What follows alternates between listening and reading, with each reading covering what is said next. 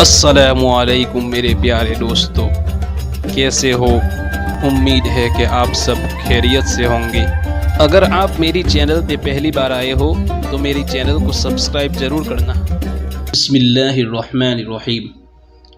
حضور اقدس صلی اللہ علیہ وسلم کا ارشاد ہے کہ حق تعالی شانہ ارشاد فرماتے ہیں کہ میں بندے کے ساتھ ویسا ہی معاملہ کرتا ہوں جیسا کہ وہ میرے ساتھ گمان رکھتا ہے، اور جب وہ مجھے یاد کرتا ہے میں اس کے ساتھ ہوتا ہوں۔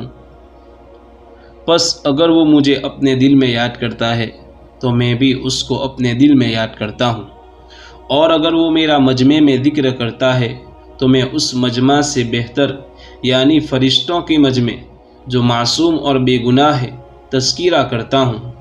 اور اگر بندہ میری طرف ایک بالشت متوجہ ہوتا ہے تو میں ایک ہاتھ اس کی طرف متوجہ ہوتا ہوں، اور اگر وہ ایک ہاتھ بڑھتا ہے تو میں 2 ہاتھ ادھر متوجہ ہوتا ہوں، اور اگر وہ میری طرف چل کر آتا ہے تو میں اس کی طرف دوڑ کر چلتا ہوں۔ فائدہ: اس حدیث شریف میں کئی مضمون وارد ہے۔ اول یہ کہ بندے کے ساتھ اس کے گمان کے موافق معاملہ کرتا ہوں، جس کا مطلب یہ ہے حق تعالی شانہ سے اس کے لطف و کرم کی امید رکھنا چاہیے، اس کی رحمت سے ہرگز مایوس نہ ہونا چاہیے۔ یقیناً ہم لوگ گنہگار ہیں اور سراپا گناہ یعنی سر سے لے کر پیر تک گنہگار ہے، اور اپنی حرکتوں اور گناہوں کی سزا اور بدلے کا یقین ہے، لیکن اللہ کی رحمت سے مایوس بھی نہیں ہونا چاہیے۔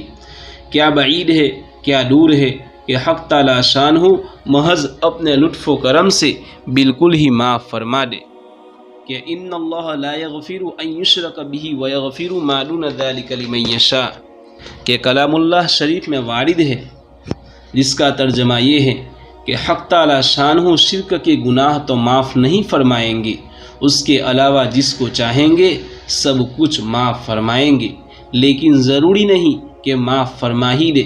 اسی وجہ سے علماء فرماتے ہیں ایمان امید اور خوف کے درمیان ہے۔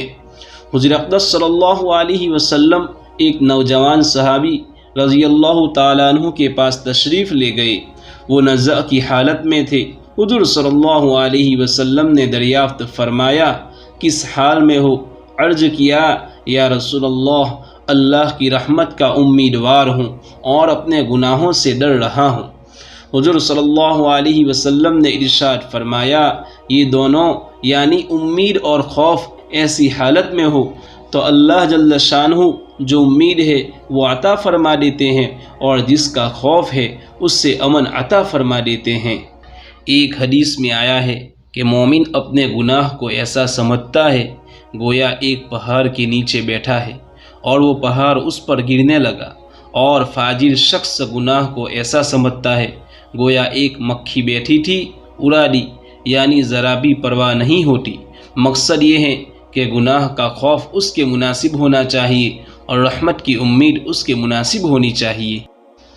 دوستو، اس حدیث شریف کا خلاصہ یہ ہے کہ ایمان امید اور خوف کے درمیان ہے، یعنی اللہ تعالیٰ سے اچھی امید رکھنا چاہیے اور اپنے گناہوں سے ڈرتے رہنا چاہیے۔ آپ اللہ تعالیٰ سے جیسی امید رکھیں گے اللہ تعالیٰ آپ کے ساتھ ایسا ہی معاملہ فرمائیں گے۔ اللہ تعالیٰ ہم سب کو کہی سنی بات پر عمل کرنے کی توفیق نصیب فرماوے، آمین۔